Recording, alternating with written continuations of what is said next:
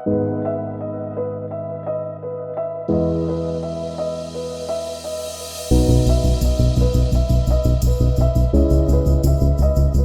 আপনি আমাদের এর আগে একটা প্রজেক্টে অলরেডি একটা অ্যাপার্টমেন্ট নিয়েছেন।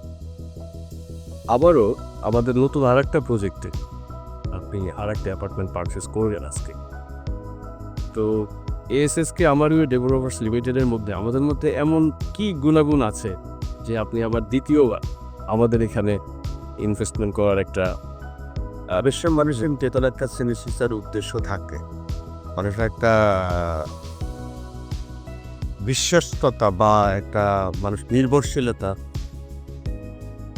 উপলব্ধি করে। তো এটা আমি মনে করি যে এই কোম্পানিটা আমার কাছে মনে হচ্ছে যে অনেক ভালো বা বিশ্বস্ততার দিক দিয়ে সব কিছু অন্যান্য সাহায্য সুযোগ সুবিধা অন্যান্য সেবা বা যেভাবে তাদের কমিটমেন্টটা অনেকটা ঠিক থাকে।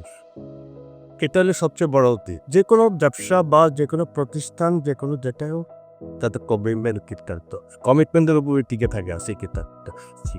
এটাই এটা হলো তাদের বড় দিকটাই। সেবাটা হচ্ছে কমিটমেন্টটা হলো বড়। তাদের যেভাবে মানে মানুষের সাথে বর্তমান ব্যবসা বা যে কোনো জায়গায় যান মানে যেটুকু মানে বলে তার চেয়ে বেশি দিক দিয়ে তাদের নেগেটিভ দিক দিয়ে বেশি দেয়। জি, আমি মনে করি যে এই কোম্পানিটার অনেকটা পজিটিভ দিক দিয়ে আছে। আচ্ছা, এটার পাশাপাশি আপনার একদম নিগুড় অনুভূতি যে এএসএসকে আপনি সামনে বা ভবিষ্যতে কিভাবে দেখতে চান, মানে একজন আমাদের মূল্যবান একজন কাস্টমার। আমি সেটা তার অনেক কিছু মানে দেখতে চাই অনেক উপরে আর একটু আর মানে যতটুকু আছে তার চেয়ে